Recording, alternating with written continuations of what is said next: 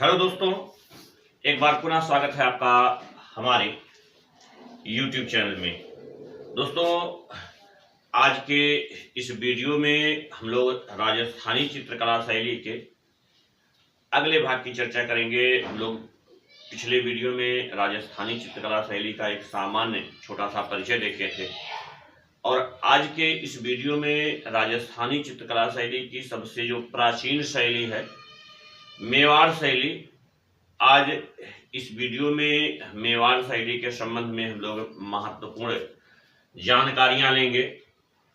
और यह मेवाड़ शैली जिसका विकास सिसोदिया राजवंश के राजपूत शासकों के संरक्षण में विकसित हुआ और इस शैली की कौन कौन सी उपशैली हम लोग पीछे के वीडियो में भी चर्चा किए थे, लेकिन आज के भी इस वीडियो में देखते हैं कि इस मेवाड़ शैली के अंतर्गत उदयपुर उपशैली, देवगढ़, नाथद्वारा, शाहपुर, प्रतापगढ़, चावड़ जैसी कई उपशैलियां रहीं। दोस्तों, मेवाड़ शैली जिसकी नींव 728 ईस्वी में बप्पा रावल के द्वारा रखी गई और यह मेवाड़ जिसका इतिहास बड़ा ही गौरवान्वित इतिहास रहा है। यहाँ के पराक्रमी सिसोदिया वंश के शासकों की चर्चा आज भी भारतीय इतिहास में होती है। हम लोग अभी आगे उसकी चर्चा करेंगे, लेकिन यहाँ हम लोगों का मुख्य ध्येय इनकी चित्रकला को लेकर के है। तो ये जो बप्पा रावल थे, मेवाड़ के संस्थापक, इन्हीं के उत्तराधिकारी महाराणा के नाम से जाने गए, जिसमें एक बड़ी महत्वपूर्ण हस्ती इतिहास में हम लोग महाराणा प्रताप को देखते हैं जो इन्हीं के खानदान के थे। तो इस मेवाड़ जिसे कई नामों से जाना गया, इसी मेवाड़ को शिवदेश कहा गया, प्रागवाट कहा गया, मेदपट, मारिथ, या इसी को हम लोग अगर महाभारत काल में देखें तो इसी को माध्यमिका कहा गया। तो इसमें जो एक मेद पाठ है उसका रूप बदलते बदलते मेद पाठ से मेवाड़ हो गया और वही मेवाड़ शैली जो राजस्थान की सबसे प्राचीन शैली है, इसी को पीएन चौयल ने गुर्जर शैली नाम दिया था। हालांकि हम लोग पीछे देखे भी थे कि राजस्थानी शैली को गुर्जर शैली नाम दिए पीएन चौयल। तो जब हम लोग उसको डीपली देखेंगे, जैसे अभी हम लोग कभी कभी पढ़ते हैं कि बनी ठनी चित्र किस शैली में बना है, विकल्प है राजस्थानी, पहाड़ी, मुगल, अपभ्रंश, तो उसमें लोग राजस्थानी लगाते हैं। लेकिन अगर दे दिया बनी ठनी चित्र किस शैली में बना है, किशनगढ़ है, नागौर है, बूंदी है, कोटा है, तो हम लोग किशनगढ़ लगाते हैं। तो उसी तरह से ये जो गुर्जर शैली कहा गया था, ये मेवाड़ शैली के संबंध में पीएन चौयल ने कहा था। और यह मेवाड़ अगर हम लोग देखें तो मेवाड़ जो राजस्थान के दक्षिणी भूभाग में या दक्षिणी राजस्थान में हम लोग देखें तो इस दक्षिणी राजस्थान में जो अरावली की पहाड़ियां हैं, उसी अरावली की पहाड़ियों के मध्य में यह शैली विकसित होती है। और अगर वर्तमान जिला देखें तो राजस्थान का चित्तौड़, भीलवाड़ा और उदयपुर, इन्हीं जिलों में यह शैली विकसित हुई। और यह आप लोगों को बताए थे कि राजस्थान की सबसे प्राचीन शैली है जिसका विकास अपभ्रंश शैली से होता है। और इसीलिए कहता है कि राजस्थानी शैली में अपभ्रंश शैली का सबसे ज़्यादा प्रभाव इस मेवाड़ शैली पर पड़ा। और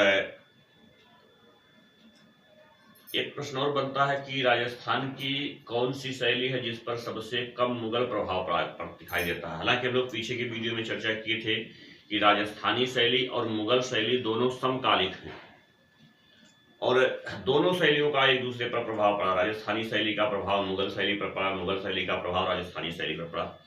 लेकिन यही मेवाड़ एक ऐसी शैली है जिस पर मुगल प्रभाव सबसे कम पड़ा है। और सबसे कम पड़ने के पीछे कारण ये था कि मेवाड़ के शासकों ने लंबे समय तक मुगलों की अधीनता स्वीकार नहीं की, इसलिए इस मेवाड़ शैली पर राजस्थानी शैली का सबसे कम प्रभाव दिखाई देता है।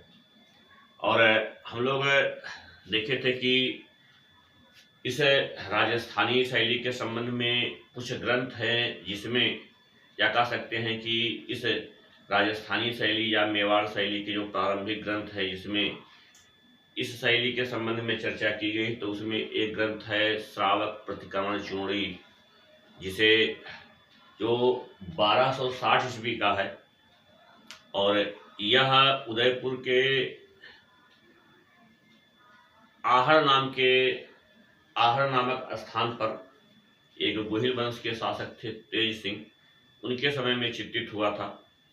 और कहा जाता है कि यह मेवाड़ का पहला चित्रित ग्रंथ है।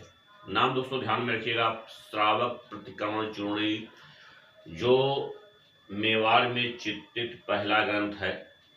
इसके अलावा एक दूसरा ग्रंथ है कल्पसूत्र, जिसे भद्रबाहु ने लिखा था। यह एक जैन ग्रंथ है और ये एक सोमेश्वर ग्राम है मोहवाड़ा में, वहीं पर चित्रित किया गया था। और एक और ग्रंथ है सुपासनम चर्यम, जो 1423 ईस्वी में चित्रित हुआ। यह भी एक जैन ग्रंथ है और इसका प्रकाशन मुंबई में विजय वल्लभ सूरी के द्वारा किया गया था और इसे दिलवाड़ा के महाराणा मोकाल जी के समय में हीरानंद के द्वारा चित्रित किया गया था। तो दोस्तों, इस मेवाड़ शैली में अगर हम लोग देखें तो यहाँ किन किन शासकों के समय में कला से संबंधित विकास होता है, तो उसमें सबसे पहले एक नाम आता, उसमें हम बहुत से शासक हुए हम लोग देखे हैं कि इसकी स्थापना बप्पा रावल ने 728 ईस्वी में की थी। लेकिन उन शासकों की चर्चा नहीं करेंगे जिसका कला के विकास में कोई योगदान नहीं है।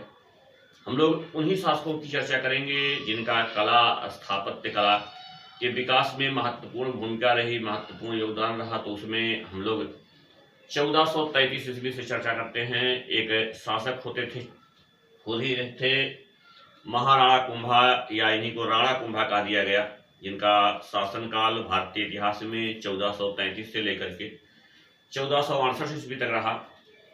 और मेवाड़ में देखें तो मेवाड़ में इनके संरक्षण में संगीत कला, साहित्य कला, स्थापत्य कला जैसे कई कलाओं का विकास हुआ।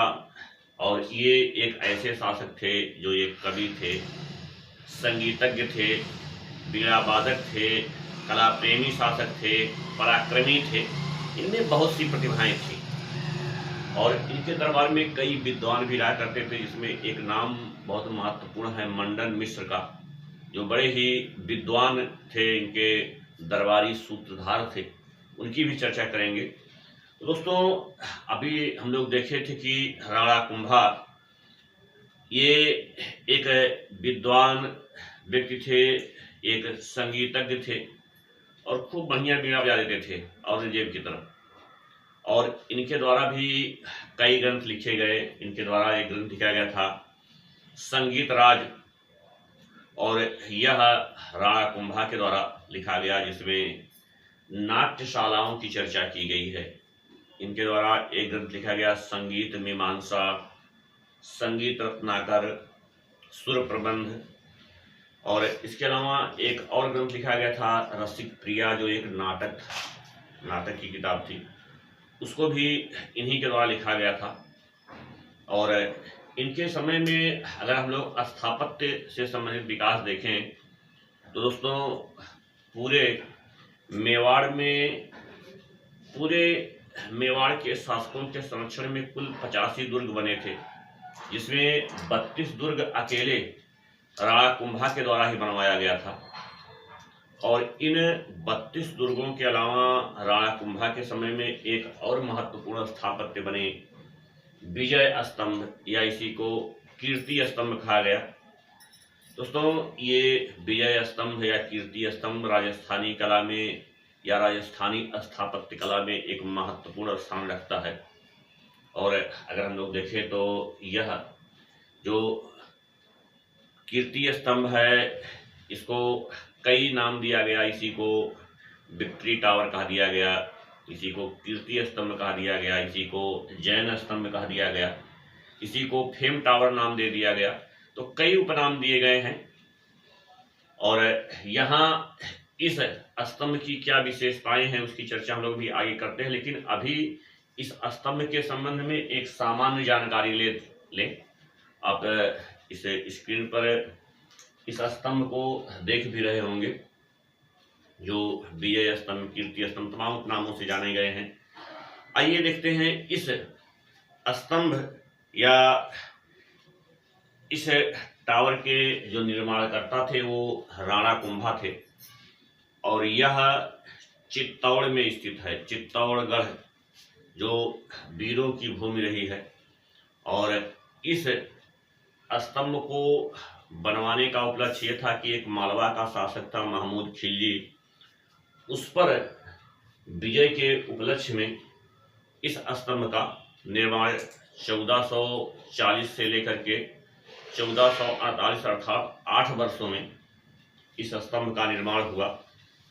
और अगर हम लोग इस स्तंभ की ऊंचाई देखें तो ये स्तंभ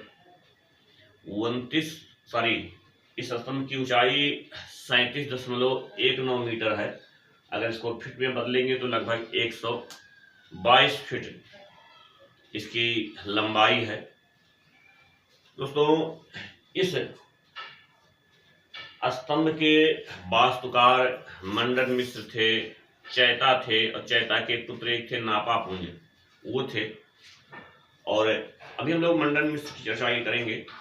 तो दोस्तों, ये जो विजय स्तंभ है, इसके जो स्थापत्य के नमूने हैं वो जैन स्थापत्य के नमूनों से मिलते जुलते हैं, तो इसीलिए इसको जैन स्तंभ कहा गया है। और अगर आज वर्तमान में देखें तो राजस्थान पुलिस और जो राजस्थान माध्यमिक शिक्षा बोर्ड है उसके प्रतीक चिन्हों में आपको कीर्ति स्तंभ आपको देखने को मिलेगा। और इस विजय स्तंभ के पश्चात हम लोग देख लेते हैं इनके दरबारी विद्वान या दरबारी सूत्रधार मंडन मिश्र को देख लेते हैं, जो इस विजय स्तंभ के वास्तुकार थे। आप लोगों को बताए थे कि ये भी बड़े विद्वान व्यक्ति थे। इन्होंने कई ग्रंथ लिखे थे और भिन्न भिन्न विषयों पर जो कला से संबंधित ही है। जैसे इनका एक ग्रंथ है देवता मूर्ति प्रकरण, जिसमें इन्होंने मूर्ति कला के संबंध में जानकारी दिए हैं। इनका एक ग्रंथ है राज बल्लभ मंडन, और यह ग्रंथ है संगीत कला से संबंधित है। एक ग्रंथ इनका है प्रसाद मंडन, जो स्थापत्य कला से संबंधित जिसमें जानकारी दी गई है। और इनका एक ग्रंथ है रूप मंडन, जिसमें चित्रकला के संबंध में जानकारी दी गई है। और ये कुछ इनके सर्वाधिक महत्वपूर्ण ग्रंथ रहे हैं। दोस्तों, मेवाड़ में हम लोग देखें तो राणा कुंभा के समय में कई कलाओं का विकास हुआ, और इसीलिए राणा कुंभा के शासनकाल को मेवाड़ कला का स्वर्ण काल कहा जाता है, या मेवाड़ इतिहास का स्वर्ण युग नाम दिया गया। राणा कुंभा के समय में बनाए गए प्रमुख स्थापत्यों के साथ साथ हम लोग देखते हैं कि राणा कुंभा के समय में चित्रकला से संबंधित किस प्रकार से विकास हुआ। तो राणा कुंभा के समय में एक चित्रकार थे भीखम, और उनके द्वारा रसिकाष्टक ग्रंथ में चित्र बनाए गए, और उसके छाचित्र वर्तमान समय में भी उपलब्ध हैं। और माना जाता है कि यही रसिकाष्टक के 6 चित्र मेवाड़ शैली के प्रारंभिक चित्र माने जाते हैं। तो दोस्तों, हम लोग अगले मेवाड़ के शासक राणा सांगा की चर्चा करते हैं। राणा सांगा की चर्चा इस परिप्रेक्ष्य में कर लेते हैं कि इनके समय में एक भारत की महान कवयित्री मीराबाई से जुड़े हैं। तो ये जो राणा सांगा थे, इनके एक पुत्र थे भोजराज, जिनका विवाह मीराबाई के साथ हुआ था। और मीराबाई जो कृष्ण प्रेम में विभोर थी और इनके कृष्ण के प्रति समर्पण और प्रेम को देखते हुए या साधु सन्यासियों के साथ ये जो है कृष्ण भक्ति में लीन होती थी, नृत्य करने लगती थी। जो एक राजपूत महारानी जो मुख्यतः विधवा थी, ये वहाँ के राजपूत राजाओं को जो है अच्छा नहीं लग रहा था। और इसके बाद मीराबाई मेवाड़ को त्याग दी। लोग देखे थे, एक चित्र बना है मीरा का मेवाड़ त्याग। उस चित्र को किस आदमी भारतीय चित्रकार ने बनाया है, कमेंट अवश्य करिएगा। तो यहाँ हम लोग मीराबाई को देखते हैं। मीराबाई यहाँ से मेवाड़ से वापस आ गए और हम लोग एक आधुनिक मीरा को भी जानते हैं, जिनका नाम था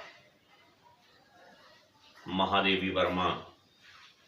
और वो भी एक कवित्री के साथ साथ एक गायिका भी थी। इलाहाबाद में उनका घर भी है, रसूलाबाद घाट के किनारे। तो ये जो मीराबाई थी, मीराबाई इन्हीं राणा सांगा की बहू थी। और महिलाओं के प्रति हम लोग देखते हैं कि अत्याचार बहुत पहले से हो रहा था। हम लोग महाभारत में एक प्रसंग देखते हैं, दुर्योधन की माँ गांधारी का, कि जिनका विवाह एक अंधे व्यक्ति से हो गया था। कहते हैं कि उन्होंने श्राप दे दिया था। गांधार जानते हैं, जो अफगानिस्तान की राजधानी है, और अशांति का श्राप दिए थे। और तब से गांधार आज भी अशांत है। हमेशा वहाँ युद्ध होते रहे, वहाँ हमेशा जो है अशांति का माहौल रहा। और कहते हैं कि मीराबाई का भी जो है एक तरह से अघोषित श्राप था। और लंबे समय तक मेवाड़ भी अशांत रहा। इसलिए महिलाओं के साथ या किसी के साथ दुर्व्यवहार नहीं होना चाहिए। हालांकि भारत में महिलाओं को गरीब समझ करके, महिलाओं को असहाय समझ करके, गरीब क्या असहाय निर्बल समझ करके उनके साथ बहुत पहले से अत्याचार होता रहा। और इस पुरुष प्रधान समाज ने उनके साथ हमेशा अत्याचार किया, जैसे सती प्रथा के रूप में, बाल विवाह के रूप में। तो यहाँ हम लोग फिर से चलते हैं राजस्थानी शैली में और देखते हैं राणा सांगा के पश्चात एक शासक यहाँ हुए थे, उदय सिंह। दोस्तों, उदय सिंह के समय में अगर हम लोग कला और स्थापत्य की दृष्टि से चर्चा करें तो उदय सिंह ने उदयपुर नामक एक नगर बसाया था और बाद में उदयपुर को इन्होंने अपनी राजधानी भी बनाया। और अगर कला की दृष्टि से देखें तो भागवत पुराण से संबंधित एक ग्रंथ है परिजात अवतरण, और इस परिजात अवतरण ग्रंथ को इन्होंने चित्रित करवाया था।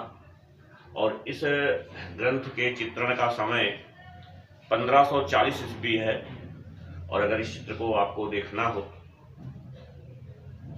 तो यह चित्र मानिक संग्रह अमेरिका में संग्रहित है। और इस चित्र को चित्रित करने वाले एक चित्रकार थे नानाराम। और उदय सिंह के पश्चात महान पराक्रमी वीर शासक राणा प्रताप की चर्चा करते हैं। दोस्तों, राणा प्रताप की वीरता की कहानी तो आपको हर जगह, हर इतिहास में मिल जाएगा, लेकिन यहाँ हम लोग स्पेशली कला से संबंधित इनके समय में क्या विकास कार्य हुआ उस पर चर्चा करते हैं। राणा प्रताप जो मुगलों से युद्ध के लिए जाने जाते हैं, खास करके अकबर के समय में, कहते हैं कि उस समय अकबर से जो है ये कई बार पराजित हुए। और पराजित होने के पश्चात यहाँ शिवालिक की पहाड़ियों में ये गए और वहीं शरण लिए और यहीं पर एक 56 कोट किला या एक पहाड़ी दुर्ग इन्होंने बनाया था। और इस 56 कोट की पहाड़ियों में इन्होंने चावड़े को अपनी राजधानी बनाया। और यहीं पर एक हम लोग आगे चर्चा करेंगे, एक रागमाला चित्रित हुआ था जो राजस्थानी शैली की पहली रागमाला है और उसे चावड़े रागमाला कहा गया। दोस्तों, राणा प्रताप के समय में लोग देखें कि इन्होंने मुगलों से कई बार संघर्ष किया और उस संघर्ष के परिणाम स्वरूप अपने साम्राज्य का अधिकतर भूभाग मुगलों को देना पड़ा। और इसीलिए इनके शासनकाल में मेवाड़ कला पर मुगल प्रभाव पड़ना प्रारंभ हुआ। लोग देखे थे कि मेवाड़ कला पर सबसे कम मुगल प्रभाव पड़ा है, लेकिन वो मुगल प्रभाव पड़ना किसके समय में प्रारंभ हुआ, ये थोड़ा सा महत्वपूर्ण है। तो वो राणा प्रताप थे। राणा प्रताप के समय में मेवाड़ शैली पर मुगल प्रभाव पड़ना प्रारंभ हुआ।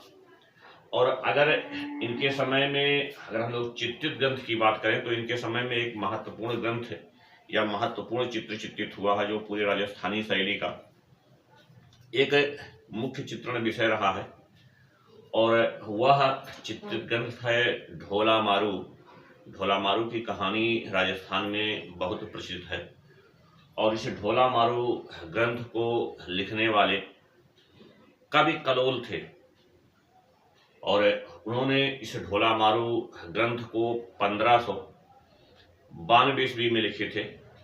और इसी ढोला मारू ग्रंथ का चित्रण राणा प्रताप के समय में हुआ और इस ग्रंथ में कुल 104 चित्र बने हुए हैं। और इसी ढोला मारू ग्रंथ को वर्तमान समय में राष्ट्रीय संग्रहालय नई दिल्ली में संग्रहित किया गया है। और यहाँ अगर हम लोग देखें तो इस ढोला मारू ग्रंथ की जो भाषा है वो डिंगल पिंगल भाषा में है और इस ग्रंथ को जैसलमेर में लिखा गया था। और यहाँ अगर देखेंगे यहाँ के चित्रों में जो ढोला मारू विषय पर चित्र बनाए गए हैं उसमें ढोला मारू को ऊंट पर सवार दिखाया गया है। ढोला मारू के संबंध में और जानकारी लेनी होगी तो हमारे एक वीडियो में ढोला मारू के संबंध में स्पेशली उसी चित्र के संबंध में जानकारी दी गई है। तो आइए हम लोग अगले शासक देखते हैं। यहाँ मेवाड़ के अगले शासक महाराणा अमर सिंह हुए और महाराणा अमर सिंह ने मुगलों की अधीनता स्वीकार कर ली। असल में अधीनता स्वीकार करने के पीछे कारण ये था कि यहाँ की जनता बहुत परेशान हो गई थी क्योंकि मुगलों का लगातार युद्ध हो रहा था। और जब मुगल शासक बादशाह जहांगीर बना और जहांगीर से इन्होंने उदारता पूर्वक संधि स्वीकार की, जैसे कि अन्य राजपूतों के साथ जो संधि मुगल करते थे उसकी अपेक्षा सम्मानजनक संधि राणा अमर सिंह ने की है। इतिहास में आपको पढ़ने को मिलेगा भी। लेकिन हम लोग यहाँ इनके समय में राणा अमर सिंह के समय में चित्रित ग्रंथ की चर्चा करते हैं। और राणा अमर सिंह के समय में एक चावड़े रागमाला चित्रित हुआ था। अभी हम लोग पीछे चर्चा किए थे वो चावड़े रागमाला 1605 ईस्वी में चित्रित किया गया और यहीं चावड़े में ही चित्रित किया गया, जिसे निसारुद्दीन के द्वारा चित्रित किया गया। और अगर इस के चित्र को आपको देखना हो तो एक गोपी कृष्ण कनेडियन संग्रहालय कोलकाता है, वहां पर इसे रखा गया है। और इसके बाद में एक शासक हुए थे कर्ण सिंह। कर्ण सिंह थोड़ा सा चापलूस टाइप के थे और इन्होंने मुगलों के साथ जो है बड़ा अच्छा संबंध बना के रखा और जिसके परिणाम स्वरूप मुगलों ने इनको किला बनाने की आज़ादी दे दी, महल बनाने की आज़ादी दे दी जो पहले नहीं था। और इन्होंने अपने राज्य में एक मर्दाना महल और जनाना महल का इन्होंने निर्माण करवाया। दोस्तों, इसके बाद यहाँ मेवाड़ में एक और सबसे महत्वपूर्ण शासक हैं राणा जगत सिंह। असल में जगत सिंह के समय में अगर हम लोग देखें तो इनके समय में संस्कृत स्थापत्य का खूब विकास होता है, लेकिन इनके समय में सबसे ज़्यादा विकास चित्रकला का होता है। इसीलिए इनके शासनकाल को मेवाड़ चित्रकला का स्वर्ण काल कहा गया है। और ये कृष्ण को अपना आराध्य देव मानते थे, वल्लभ संप्रदाय के से संबंधित थे, तो इसलिए इनके समय में कृष्ण लीला से संबंधित अधिक चित्र चित्रित किए गए। तो यहाँ दो चीज ध्यान देना है। अगर पूछेगा कि मेवाड़ कला का स्वर्ण काल, तब आप राणा कुंभा को चुनिएगा, और पूछेगा कि मेवाड़ चित्रकला का स्वर्ण काल, तब जगत सिंह को वरीयता दीजिएगा। और जैसा कि हम लोग देखे थे कि जगत सिंह के समय में कला से संबंधित सर्वाधिक विकास हुआ, तो इनके समय में कला से संबंधित क्या विकास हुआ उसके संबंध में जानकारी लेते हैं। दोस्तों, राणा जगत सिंह के समय में एक बड़े महत्वपूर्ण चित्रकार हैं साहबदीन। मुगल काल राजस्थानी शैली में दो साहब नाम से चित्रकार हैं, एक साहबदीन है, एक साहब सिंह है। हम लोग जब जयपुर शैली पढ़ेंगे तो वहाँ साहब सिंह को देखेंगे, लेकिन यहाँ साहबदीन है, कहीं कहीं इनको साहबादी भी कहा दिया जाता है। तो इस साहबदीन के द्वारा बहुत से ग्रंथ चित्रित किए गए, जिसमें इनके द्वारा चित्रित ग्रंथों में एक ग्रंथ है रसिक प्रिया।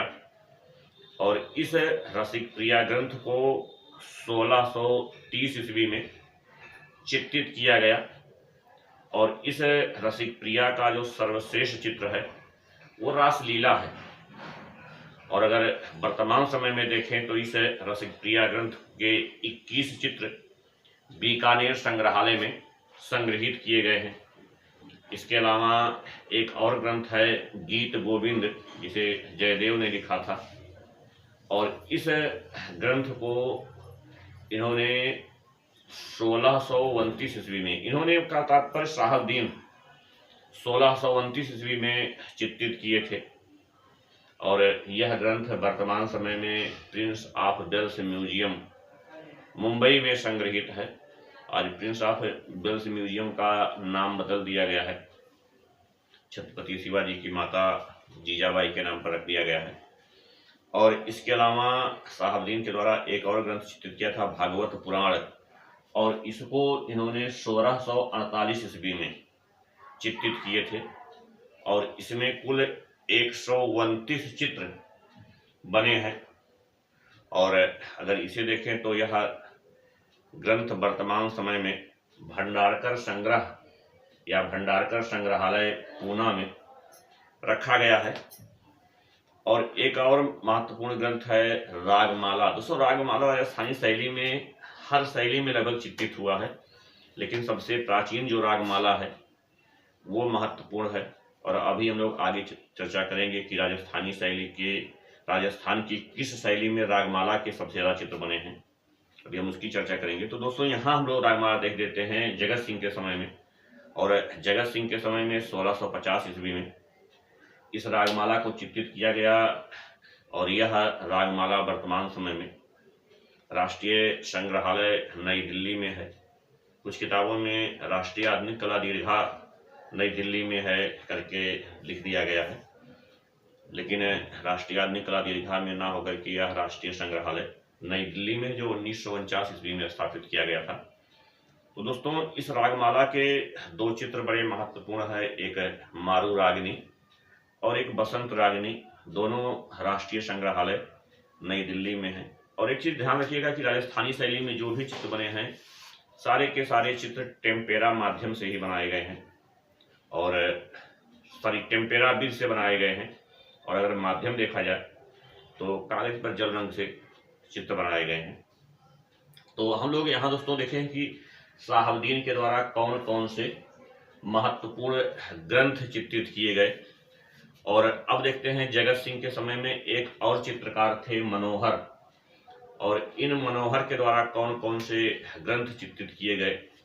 और इनके द्वारा चित्रित ग्रंथों में रामायण ग्रंथ को 1649-50 ईस्वी में चित्रित किए गए थे।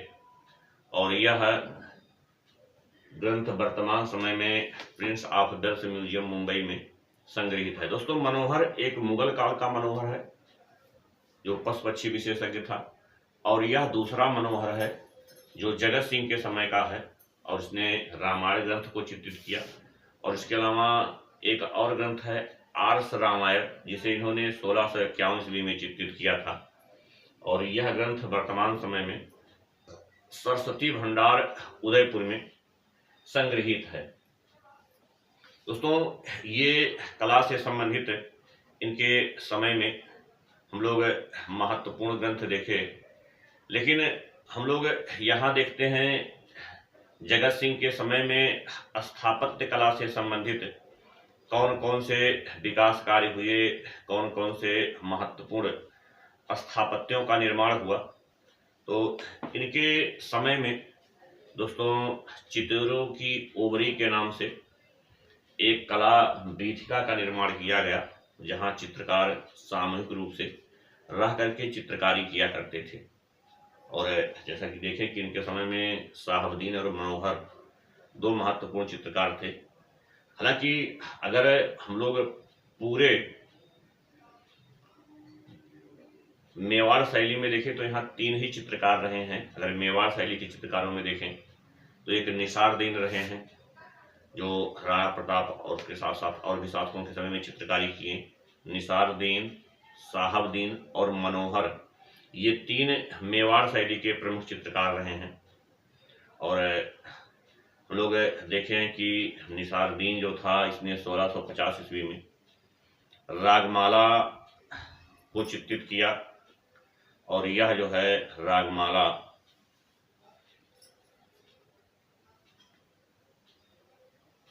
एक महत्वपूर्ण चित्र बना। दोस्तों, यहाँ अगर हम लोग देखें इन 3 चित्रकारों के द्वारा बहुत से चित्र बनाए गए और पूरे मेवाड़ शैली में कुछ और भी चित्र हैं जिसकी चर्चा थोड़ा सा करना यहाँ आवश्यक है। और इस मेवाड़ शैली के प्रमुख चित्रों में गोवर्धन धारण चित्र एक है, जिसमें भगवान कृष्ण गोवर्धन पर्वत को उठाए हैं। और यह चित्र जो है भारत कला भवन वाराणसी में संग्रहित है, वहां देख सकते हैं, जो 1680 ईस्वी में चित्रित किया गया था। इसके अलावा परिजात अवतरण, रागिनी, गुमारू, बसंत रागिनी, हिंडोला राग, भीम सिंह का जुलूस, कृष्ण गोपिया वृंदावन में, कृष्ण राधा की प्रतीक्षा करते हुए, मुरली मनोहर कृष्ण, मुग्धा नायिका, यौवन की अगड़ाई, दर्पण में मुंह देखते हुए, कृष्ण कालिया नाग के पास, ये कुछ ऐसे प्रमुख मेवाड़ शैली के चित्र रहे। दोस्तों, अगर हम लोग मेवाड़ शैली की विशेषता देखें, हालांकि मेवाड़ शैली की कुछ विशेषताओं की चर्चा हम लोग शुरुआत में कर दिए थे, लेकिन एक बार यहाँ अंतिम बार मेवाड़ शैली की विशेषता देखते हैं। अगर दोस्तों, इस मेवाड़ शैली के चित्रण का जो प्रेरणा स्रोत रहा है वो रसिक प्रिया ग्रंथ रहा है। रसिक प्रिया के बारे में हम लोग पीछे विस्तार से थोड़ा सा देखे भी थे। और यहाँ इस शैली में जो चित्रकारी की गई है, चित्रकारी के विषय मुख्यतः रागमाला ही रहे हैं। और प्रथम रागमाला श्रृंखला इसी राजस्थान के मेवाड़ शैली में ही चित्रित की गई है। और यहाँ इस शैली में जो सबसे ज़्यादा चित्र बनाए गए हैं, अगर हम लोग ग्रंथों की बात करें तो रसिक प्रिया, बिहारी सतसई, और पशुओं में अगर देखें तो गाय पशु के चित्र यहाँ इस मेवाड़ शैली में सबसे ज़्यादा बनाए गए हैं। और यहाँ मेवाड़ शैली के चित्रों में लाल और पीले रंग की अधिकता देखने को मिलती है। और मेवाड़ शैली में जो भी आकृतियाँ बनाई गई हैं, छोटी और नाटी बनाई गई हैं। और यह छोटी और नाटी बनाने के पीछे अपभ्रंश शैली का प्रभाव इस पर दिखाई देता है। और अपभ्रंश शैली के प्रभाव के कारण ही यहाँ नाक लंबी बनाई गई है, चेहरा यहाँ गोल और अंडाकार बनाया गया है। हालांकि आंखों में कुछ भिन्नता है, आंखों में मेवाड़ शैली का प्रभाव नहीं दिखाई देता है। यहाँ आंखें मीनाकार बनाई गई है और आंखों में पुतली की जगह पर जो है बिंदी ऐसा बना दिया गया है। और यहाँ इस शैली में